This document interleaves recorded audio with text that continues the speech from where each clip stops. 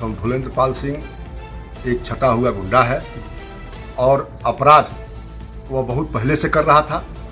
और उसका इधर जब से महाराज जी मुख्यमंत्री हुए तब से उसका अपराध नहीं हो पा रहा था और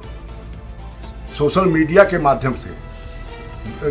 विधानसभाओं के बाहर जाकर के गोरखपुर संसदीय क्षेत्र से बाहर जाकर के वह समाजवादी पार्टी के गुंडे की तरह से काम करता था। और अब आपको मैं बता दूं कि जब लोकसभा का चुनाव कुशीनगर में हो रहा था तो वही व्यक्ति जाकर के और सभी लोगों को भ्रमित करने का काम कर रहा था और भ्रमित करते हुए कर रहा था। जब हम लोगों ने उसका कड़ा विरोध किया, विरोध करने के बाद तब वह जाकर के शांत हुआ। और मैं बता दूं आपसे कि महाराज जी के हम लोग सिपाही हैं। परम पूज्य महाराज जी के आदेश निर्देश में हम लोगों ने 20-25 साल से कार्य किया है, तमाम संघर्ष किया है, तमाम अपराधियों को हम लोगों ने नकेल पहनाया है।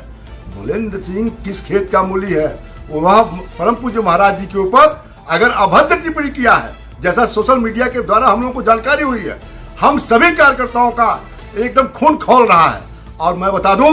अगर प्रशासन में हम लोगों ने FIR कराया है, FIR पर अगर गिरफ्तारी समय से नहीं हो जाती है तो हम लोग, मैं बता दूं, भूलेंद्र पाल सिंह को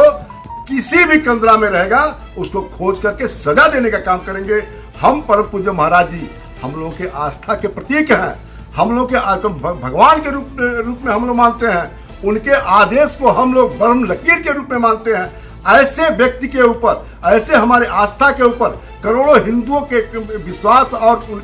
उनके हिंदुत्व और विकास के मुद्दे पर चोट पहुंचाने का काम किया है। ऐसे व्यक्ति को हम सभी लोग परम पूज्य महाराज जी के कार्यकर्ता के रूप में, सिपाही के रूप में ये इसकी कड़े शब्दों में निंदा करते हैं और वक्त आने पर उसे जवाब देने के लिए हम सभी लोग तैयार हैं। मैं आपसे बता दूं, एक मैंने फेसबुक पर पोस्ट डाला है, उस पोस्ट की देन यह है कि चाहे गोरखपुर हो, चाहे देवरिया हो, महाराजगंज हो, सिद्धार्थनगर हो या संत कबीर नगर हो, सभी जगह के कार्यकर्ताओं ने मुझसे संपर्क किया कि शाही जी किस समय हम लोगों को वहां उपस्थित होना है, ऐसे दुरांत अपराधी को ठीक करने के लिए अभी हम लोग तैयार हैं। जिस समय आप चाहिएगा उस समय फोन करिएगा, हम सभी लोग आकर के उसको ठीक करने का काम करेंगे। परम पूज्य महाराज जी के ऊपर गलत टिप्पणी करने का अंजाम क्या होता है वह व्यक्ति जान जाएगा। यह कटिबद्ध है हम लोग, और हम लोग परम पूज्य महाराज जी के किसी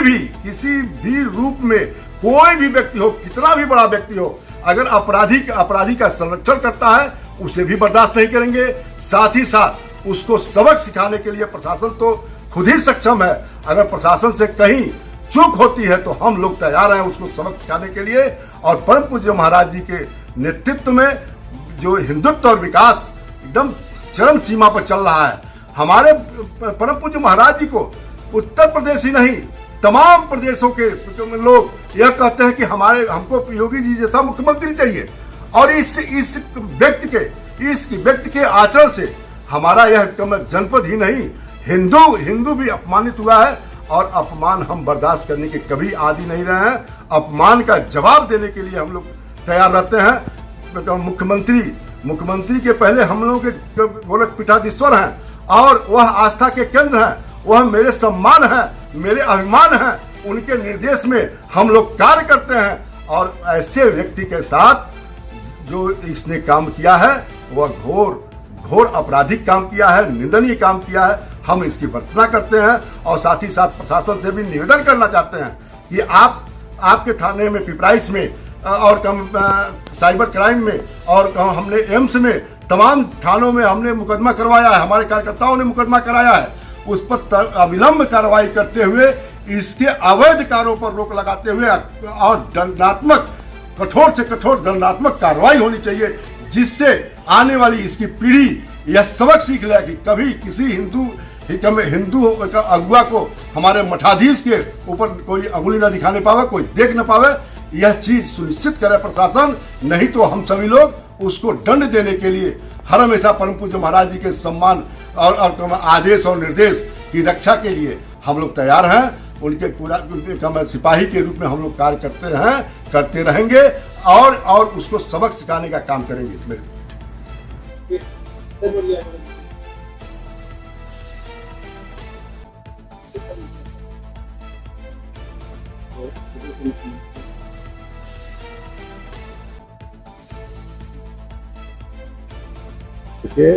धीरेन्द्र प्रताप सिंह अपने आप में एक तरह से सबसे निकृष्ट व्यक्ति है। उसने माननीय मुख्यमंत्री जी पर जो अभद्र टिप्पणी किया है, उसकी सबसे पहले तो हम घोर निंदा करते हैं, और साथ ही साथ जो उसने बयान दिया है, उसको यह नहीं समझ में आ रहा है कि ऐसे व्यक्तित्व और ऐसे व्यक्ति के ऊपर हमने टिप्पणी किया है जो हिंदू समाज के लिए, पूरे उत्तर प्रदेश ही नहीं पूरे भारत के लिए एक आस्था के केंद्र के रूप में जाने जाते हैं। हम सभी लोग 25-30 साल से उनके आदेश और निर्देश पर हर काम करते रहे हैं, और आज उस व्यक्ति ने हम लोगों को बहुत ही आघात पहुंचाया है। और मैं आपके चैनल के माध्यम से कहना चाहता हूं कि ऐसे पागल व्यक्ति को उनके पुराने कार्यकर्ता, योगी जी के पुराने कार्यकर्ता ठीक करने का काम जानते हैं, और आने वाले समय में अगर पुलिस अपनी कार्रवाई नहीं करती है तो हम सभी लोग एक हुजूम बना करके उस व्यक्ति को ठीक करने का काम करेंगे।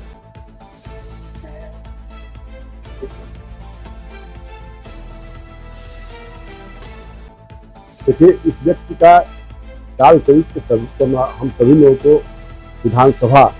और लोकसभा के चुनाव में ही दिखाई देगा। जब विधानसभा पिपराइच को छोड़ करके अदर विधानसभाओं में यह सपा के लोगों का प्रचार करता है, और जब सर से पानी ऊपर होने लगा तब हुआ जब कुशीनगर के सांसद श्री विजय दुबे जी के खिलाफ इससे प्रचार अभियान प्रारंभ किया, और प्रचार अभियान में प्रारंभ किया तो इसको नकेल लगाने के लिए हम सभी लोग तत्पर थे। लेकिन जो भी कार्य वह कर रहा था, अगर उस कार्य पर पहले से लगाम लग गया होता,